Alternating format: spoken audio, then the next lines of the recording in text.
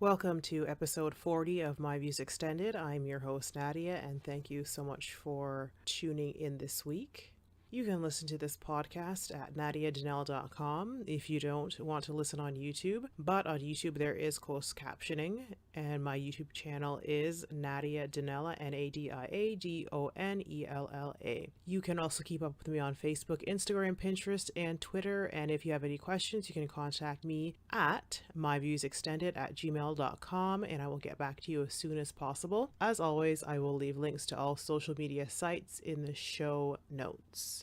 There has been a lot in the news this week, and I was going through it and I was just like, and a lot of important things, but honestly, when I'm researching stuff, I'm just like, if I can't wrap my brain around it, and I'm spending hours and hours, and it's like, yeah, it's just not working out and not coming out into a story that I can actually, find some benefit to me or kind of wrap it up to something enlightening or positive, and that just wasn't happening this week. So this week is going to be what I consider pretty easy for me, and just kind of what happened, what flows easily, and what I was able to think and therefore type out relatively easily. And it happens to all of us, and I'm okay with that. So let's get into this week. Updates. One quick health update. We're going in for x-ray and tests and blood test results this week. I was not happy to get that call because, like most of us, if it was nothing, my doctor, and most doctors would not call you in. I got the call in, so hopefully I'm not dying.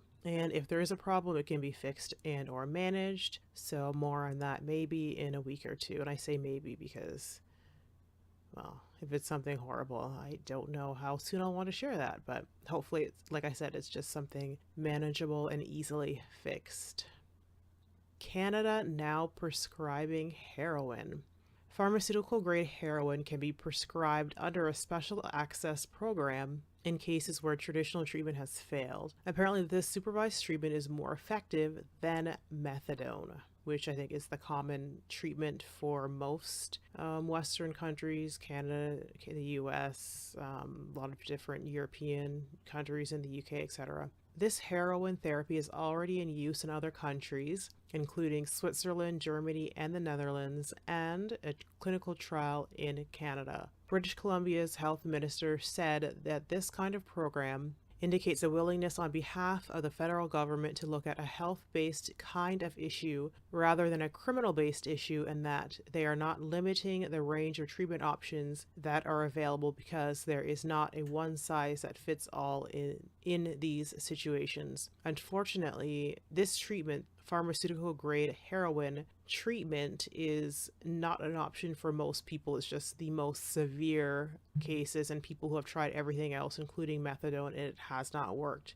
This is definitely an interesting conversation and to be had. It will be, and I look forward to seeing how it plays out within our healthcare system in Canada, and if crime rates go down, and if deaths related to addiction also goes down in numbers. Time will tell. What are your thoughts on Canada now prescribing heroin as a treatment option instead of methadone for addicts?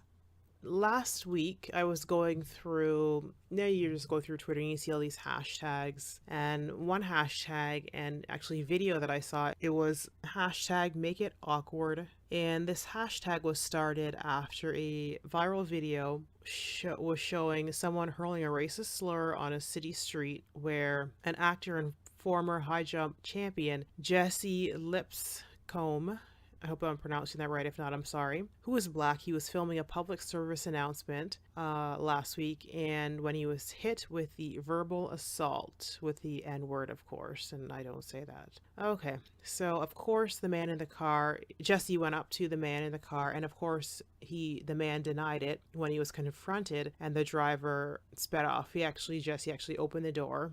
They got the door closed and they sped off. And I just wish that, if you deem it safe, I mean, it's different for him. He's a guy. He's not, a tiny woman on a dark street. That's a little different. But if more people, I wish that I could have confronted the people who had verbally assaulted me, racially verbally assaulted me over the years. But unfortunately, like the cowards that they are, they were always in some sort of vehicle that was in motion, and they said it, you heard it, and they were gone. Isn't it? It's interesting too that it's terrible that we remember with great detail the horrible things that were done or said to us throughout our entire lives, but we're so hard pressed to remember the good things that were said in that same time period. I can remember every on the go, I'll call it, racial slur that was flung at me from a very young age. Probably, I can remember probably from the age of 4 when they started being thrown at me from adults and children. Anyway, yeah, the human brain is an interesting thing and what it remembers. What do you think on Make It Awkward hashtag? Do you believe in confronting people who are racially abusive with racial slurs, or do you believe that you should just let it go? If the slur isn't hurled at you, do you believe if you're with somebody who's being said to, do you say anything? Do you just ignore it? What do you think should be done, or does it just depend on the circumstance and who it's coming from and who it's aimed at? Today, September 13th, is Positive Thinking Day. I know there are a million days out there, national this day and international that day and week and month, but I came across this one and I was like, why not? I've had to become a positive thinker because I spent the first part of my life not being one. Positive Thinking Day is a day to set aside negative thoughts and to see the world with the glass half full mentality. I was definitely a glass half empty person. And I'll just read off a couple ways that you can enjoy the day, and you can check out their website. I'll leave the link in the show notes for more ideas and just to find out a little bit about why the Positive Thinking Day, why it is here. Make a conscious decision not to put yourself down every time you do something wrong. And a lot of us do that. We don't even think about it. We just either say it or thinking it. And that negative self-talk is a hard one, but I really believe that it needs to be done through our words or lack of those positive words, and definitely through thought. I believe that our mental thoughts to ourselves, or our mental words to ourselves, are just as powerful as the words that we actually verbalize. Another one is do something nice for yourself, a loved one, or a stranger. Doing good deeds can help increase levels of optimism. I can agree with this because by doing something for others, especially if they are in need, it can help you to realize that no matter how crappy you feel, how there is always someone who is worse off for the most part. Knowing that you can make a difference can give you the confidence that you are worthy, you are important in this world, in this huge, wide, vast world. Another one, I like this one the best, this is just going to be the last one that I read, is a smile. And I have to say, if I'm honest, that this doesn't always work for me, but most of the time it does. And I am not one of those I'm not one of those people who just smiles naturally. I guess my resting face can be a little unkind, or maybe a little cold, or maybe a little like, ooh, I don't know if we want to talk to her, but that's just my face. But I have been making an effort to smile more when I'm in public. So even if, you walk down the street looking like a grinning fool, do it, smile, make that effort. And trust me, it is an effort, because if it doesn't come naturally to you, it's hard. But just try it every once in a while. It might work out for you. Even if you smile and get a scowl back, which I have gotten, but at the same time, those scowls made me smile even bigger. And I often thought to myself, at least the person who's scowling back at me, I'm not that miserable, or I'm not that sad today. It could be worse. But the best part of smiling is when you get a surprised look and a smile back, possibly even a conversation, 2 possible positives with 1 smile. Which takes me to this week's saying or thought of the week. Learn from yesterday, live for today, hope for tomorrow. The important thing is not to stop questioning. Albert Einstein. And I would have to say it took me a long time to do this, and I still have to remind myself of this on a regular basis. Learn from yesterday. And I think that we should all do this. what's the point of living if we haven't learned something from it? You know, you're supposed to get wiser as you get older, so that kind of falls into that. Live for today. And I love this part because I definitely have to do this more often. I'm getting better with time, but it is still a daily struggle, whether it's just relaxing in the evening, you know, pulling myself away from the computer work, socializing with friends, or just being silent and not multitasking, just, you know, even just going out and enjoying the sun on my face, enjoying the grass, enjoying the birds, enjoying, you know, watching the dogs at the dog park. Hope for tomorrow. Without hope and, of course, hard work, what is the point? That's just me and where I am in life.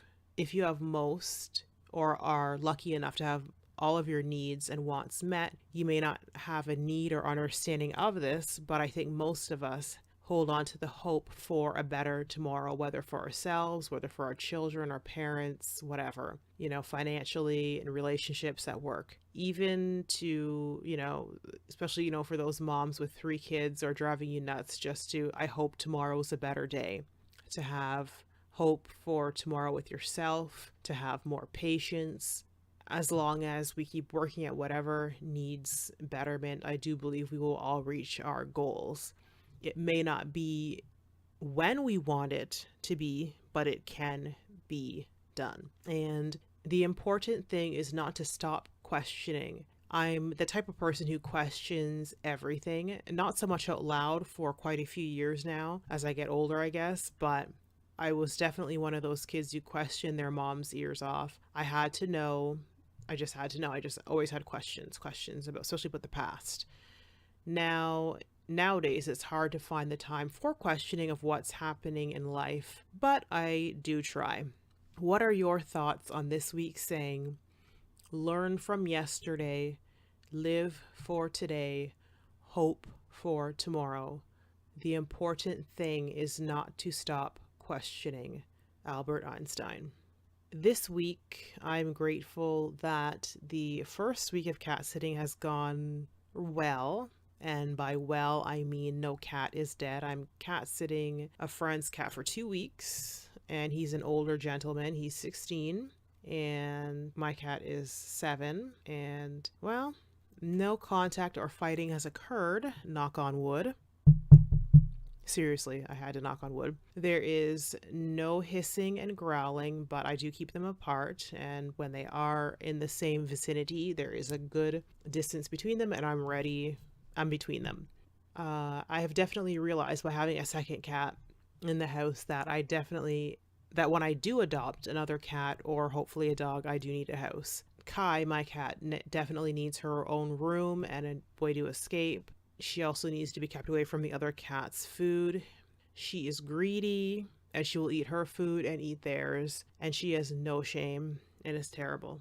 And I think that's pretty common. I think with cat behaviorists, they even say that too, that they need to have, even if you don't have a lot of room. I mean, of course, not everybody, but a lot of people would like a house. But if you don't have a house, you know, where one can escape on one floor or be on one floor and the other can be on another floor, if they do not get along that well, that they have a different floor to escape to. But if you have an apartment or a smaller home that only has one floor, definitely, you know, it's a good idea to have some kind of shelving or furniture that's up so they can stay away from each other and give each other their space. So yeah, definitely I think this week I am grateful for, no, not definitely, I am grateful for a little, I guess, test run in how my cat is going to react to another cat. Yeah, it's just a lot of hissing and growling, mostly growling. The first few days there's a lot of hissing. Now it's just mainly growling.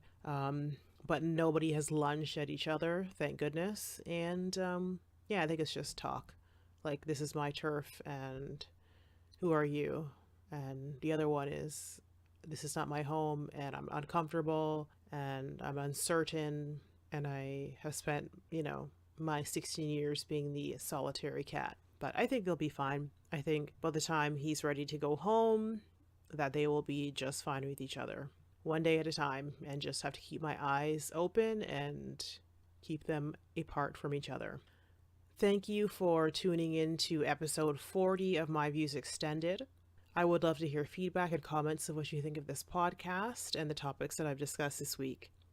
You can listen to my views extended at nadiadanelle.com and on YouTube, where you can subscribe, like, rate, and or leave a comment, and where closed captioning is available. I will leave links in the show notes, and as more listening platforms are added or changed, I will let you know. Till next time, this is Nadia.